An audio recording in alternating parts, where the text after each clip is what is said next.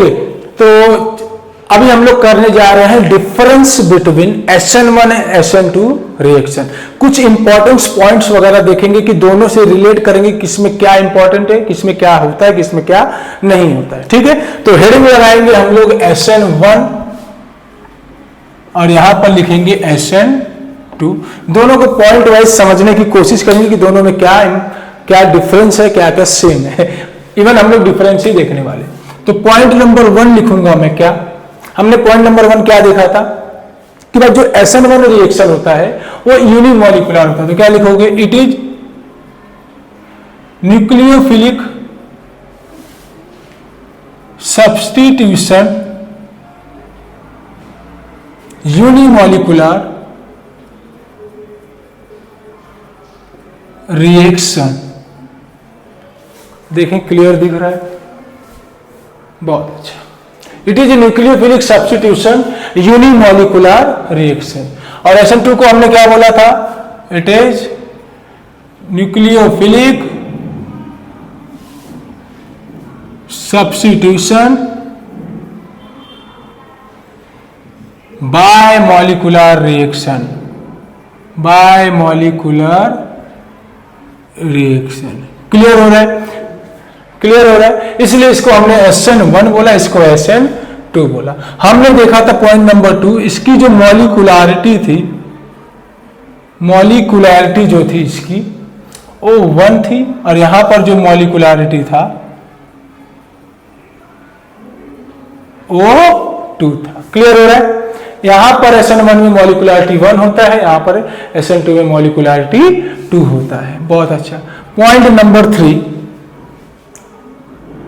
यहां पर जो रेट हमने देखा था, रेट वो डिपेंड कर रहा था कॉन्सेंट्रेशन ऑफ अल्काइल हैलाइड पे, है ना।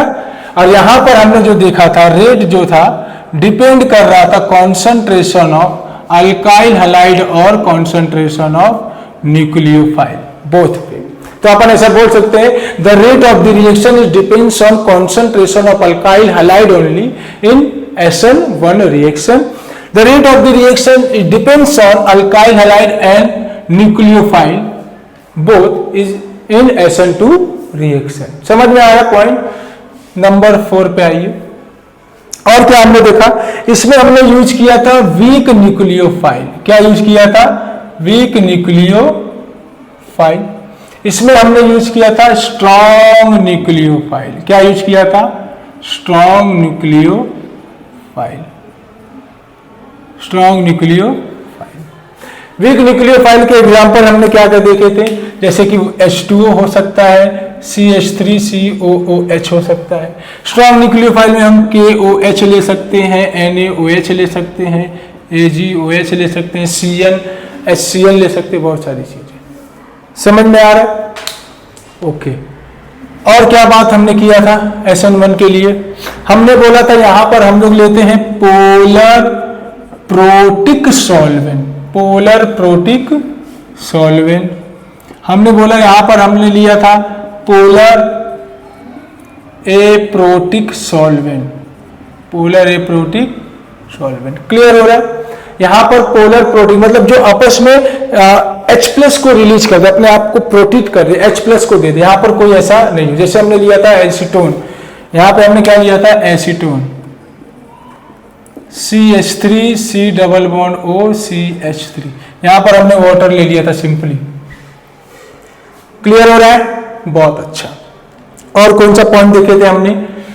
नंबर 6 हमने देखा कि जो रेट ऑफ रिएक्शन है, rate of reaction is directly proportional to stability of carbocation. हमने क्या देखा SN1 में? Rate of the reaction directly proportional to stability of carbocation. ठीक है। हमने यहां पर देखा rate of the reaction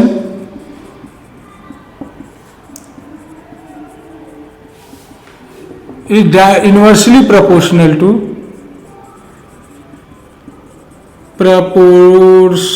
to steric hindrance, या फिर इसी को हम लोग बोलते हैं क्राउडेडनेस। स्टेरिक हिंड्रेंस का मतलब भीड़ भाड़, जैसे होता है ना कि बहुत भीड़ है तो जाने में दिक्कत होगा, खाली है तो आराम से चले जाएंगे। 3 डिग्री वाले पे कार्बन घेरा रहता है तो भीड़ ज्यादा है, न्यूक्लियोफाइल को पीछे से आके अटैक मारने में दिक्कत होती है। 1 डिग्री रहेगा तो पीछे से आके दिक्कत नहीं होगी अटैक मारने में, इसीलिए यहाँ पर 1 डिग्री वाला ज्यादा स्टेबल होता है। तो यहाँ पर हम लोग इसीलिए बोलते हैं कि 3 डिग्री ज्यादा स्टेबल होता है, 2 डिग्री से ज्यादा स्टेबल होता है 1 डिग्री से, और यहाँ पर हम लोग बोलते हैं कि 1 डिग्री ज्यादा स्टेबल होता है, 2 डिग्री से ज्यादा स्टेबल होता है 3 डिग्री से। क्लियर हो रहा है?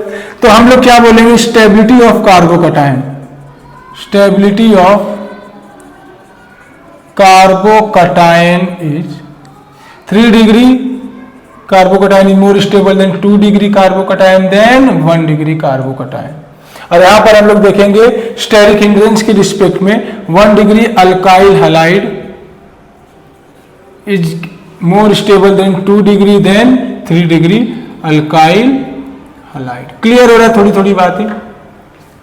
कितना 8 पॉइंट देखे ना हमने। क्या क्या देखा कि इसको SN1 बोलते हैं क्योंकि यहाँ पर यूनिमोलिकुलर होता है, इसको SN2 बोलते हैं यहाँ पर बायमोलिकुलर होता है। बहुत अच्छा, यहाँ पर मॉलिकुलरिटी 1 होती है तो यहाँ पर मॉलिकुलरिटी 2 होती है। SN1 में रेट डिपेंड करता है अल्काइल हैलाइड के कॉन्सेंट्रेशन पे, SN2 में रेट डिपेंड करता है अल्काइल हैलाइड के कॉन्सेंट्रेशन और न्यूक्लियोफाइल कॉन्सेंट्रेशन दोनों के ऊपर। यहाँ पर हम लोग वीक न्यूक्लियोफाइल लेते हैं, SN2 में हम लोग स्ट्रॉन्ग न्यूक्लियोफाइल लेते हैं। यहाँ पर हम लोग पोलर प्रोटिक सॉल्वेंट जो H+ दे सके ऐसे सॉल्वेंट को लेते हैं। यहाँ पर पोलर ए प्रोटिक जैसे कि एसीटोन कोवैलेंट नेचर होता है, कोई मतलब यहाँ पर कोई भी अपने को प्रोटिक सॉल्वेंट जैसा नहीं देखने को मिलेगा। ठीक है, यहाँ पे जो रेट होता है वो डिपेंड करता है कार्बोकटायन की फॉर्मेशन पे, यहाँ पर डिपेंड करता है क्राउडेडनेस के ऊपर। यहाँ पर हम लोग देखा कि 3 डिग्री वाला अल्काइल हैलाइड ज्यादा बनता है, यहाँ पर 1 डिग्री वाला अल्काइल हैलाइड ज्यादा रेट ऑफ द रिएक्शन दिखाएगा। हमने बोला स्टेबिलिटी ऑफ कार्बोकटायन ये है और यहाँ पर अल्काइल हैलाइड का हिसाब से दिखाता है। इसको कॉपी करिए तो और हम लोग देखते हैं इन दोनों के बीच का डिफरेंस।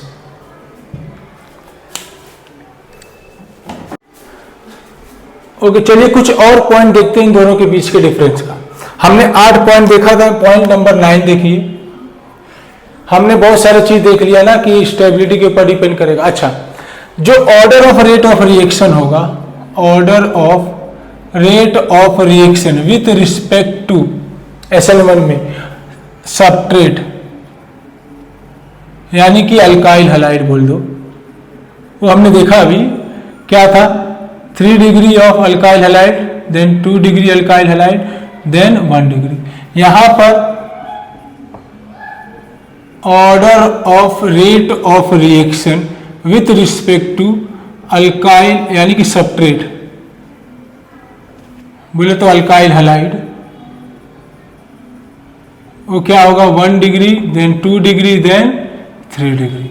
ठीक है, पॉइंट नंबर 10 हम देखेंगे order of reaction, order of rate of reaction with respect to leaving group tendency, leaving group tendency is RI ज्यादा होगा देन RBr से देन RCl से देन RF से, है ना। जितना बड़ा साइज होगा उतना जल्दी बॉन्ड निकल के जाना चाहेगा, है ना। साइज बड़ा है तो वीक बॉन्ड होगा, साइज छोटा है तो स्ट्रॉन्ग बॉन्ड होगा। इसका साइज बड़ा होता है, down the group size increases in halogen, और यही सेम कंडीशन होगा इसमें भी। Order of rate of reaction with respect to leaving group tendency, leaving group tendency क्या ही होगा, इसमें भी वही होगा ना, RBr RCl RF। ठीक है, यहां तक कोई डाउट? ओके, एक पॉइंट और देखिए, अगर if substrate is optically active in SN1 reaction में, अगर सबट्रेट ऑप्टिकली एक्टिव है then racemic mixture obtain, that is retention plus inversion, retention plus inversion, retention plus inversion, retention plus inversion. तो यहां पर दोनों तरीके का प्रोडक्ट मिलेगा। इसमें if substrate is optically active then only inversion product is obtained, that is Walden inversion, that is Walden inversion। समझ में आ रहा है? यानी कि यहां पर रेशमिक मिक्सर, रेशमिक मिक्सर मतलब जिसमें रिटेंशन भी हो और इन्वर्जन भी हो, वो अपने क्वेश्चन 1 में दिखा क्योंकि 2 स्टेप का था। इसमें हमने डायरेक्ट देखा इन्वर्जन प्रोडक्ट मिल रहा है। इसमें हम लोग देखते हैं कि एक अगर कोई न्यूक्लियोफाइल आगे से अटैक मार रहा है, ठीक है,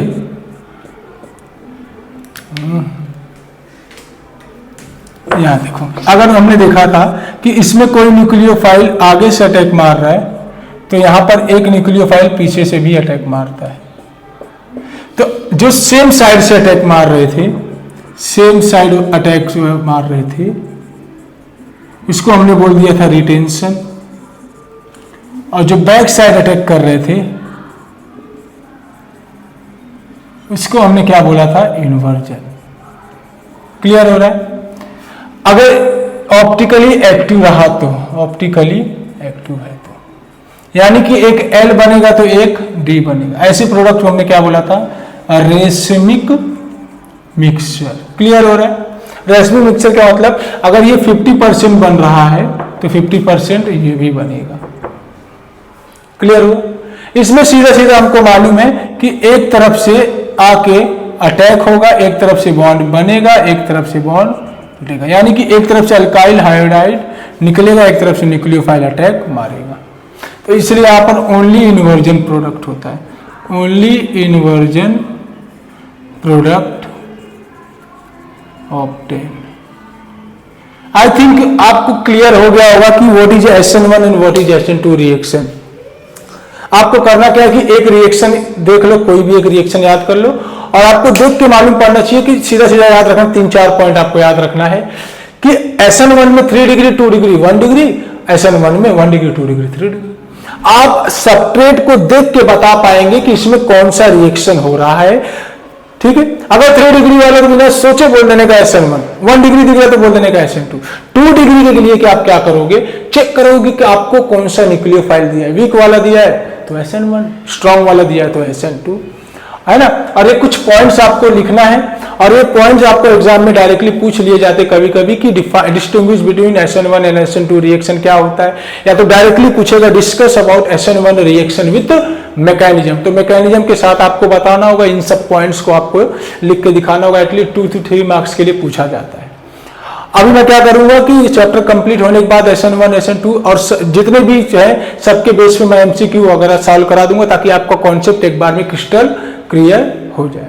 ठीक है, तो क्रिस्टल क्लियर करने के लिए पहले आपको थ्योरी पढ़ना पड़ेगा और बहुत सारे रिएक्शन याद करने पड़ेंगे, उसके बाद ही आप MCQ पर जाइए, तब आपका कॉन्फिडेंस लेवल बढ़ेगा। नहीं तो आप डायरेक्ट MCQ सॉल्व करेंगे तो मजा नहीं आता। पहले क्या करिए, आप पूरा थ्योरी पढ़िए, रिएक्शन पढ़िए, समझिए, उनको याद करिए, उसके बाद MCQ वगैरह सॉल्व करिए। ठीक है, मैं तो वैसे भी सॉल्व कराने वाला हूं, बट आप भी अपनी तरफ से कोशिश करिए और रिएक्शन वगैरह याद करने की कोशिश करते रहिए, लिख लिख के प्रैक्टिस करिए। ठीक है, तो अगला वीडियो हमारा मिलेगा रिएक्शन पे ही। रिएक्शन चल रहा है हमारा, तो रिएक्शन कराएंगे हम लोग कुछ एक्टिव मेटल से, और फिर उसके बाद हम लोग हैलोजेंस के रिएक्शन वगैरह देखेंगे। ठीक है, तब तक के लिए पढ़ाई करते रहिए। Thank you very much.